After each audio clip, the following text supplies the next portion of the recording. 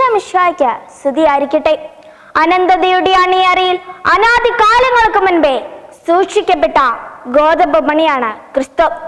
കാലത്തിന്റെ തികവിൽ ലോകത്തിന്റെ ചേറ്റുകണ്ടത്തിൽ വിതയ്ക്കപ്പെട്ട, ഗസ്തമേനിൽ കൊയ്യപ്പെട്ട, പീലാത്തോസിന്റെ അരമണം മുതൽ ഗാഗുൽത്ത വരെ മെതിക്കപ്പെട്ട, കുരിശിൽ ജീവാർപ്പണം ചെയ്ത സ്നേഹരാജനാണ് ഈശോ.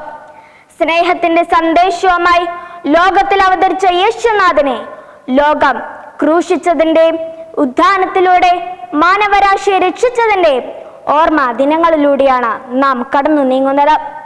അനുദിന ജീവിതത്തിലെ തിരക്കുകൾക്കിടയിൽ സുഖ സൗകര്യങ്ങൾക്ക് പിന്നാലെ പരക്കം പായുന്നതിനിടയിൽ ഒരു തിരിഞ്ഞ നോട്ടത്തിനുള്ള അവസരമാണ് നോമ്പ് കാലം.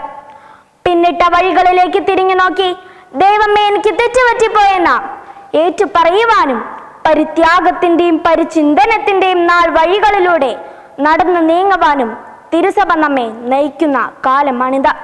സ്വാർത്ഥതയും ദുഷ്ടതയും ഉപേക്ഷിക്കാതെ, വേദന അനുഭവിക്കുന്നവരെ സഹായിക്കാതെ കുരിശിന്റെ വഴി നടത്തി സമാധാനിക്കുന്നവരും ഭക്ഷണം ഉപേക്ഷിച്ച നോമ്പിൽ സംതൃപ്തി അടയുന്നവരും ഇന്ന് ഏറെയാണ്. ഇങ്ങനെയുള്ളവരെ നോക്കിയാണ് നിങ്ങളുടെ ഹൃദയം എന്നിൽ നിന്നും വളരെ അകലെയാണെന്ന് ഈശോ പറഞ്ഞത്.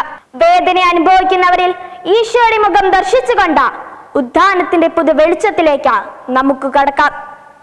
തന്നെ തള്ളിപ്പറഞ്ഞ പത്രോസിനെ സ്നേഹിച്ച, ഒറ്റിക്കൊടുത്ത യൂദാസിനെ സ്നേഹിച്ച ഈശോയുടെ പാത നമുക്ക് പിന്തുടരാം.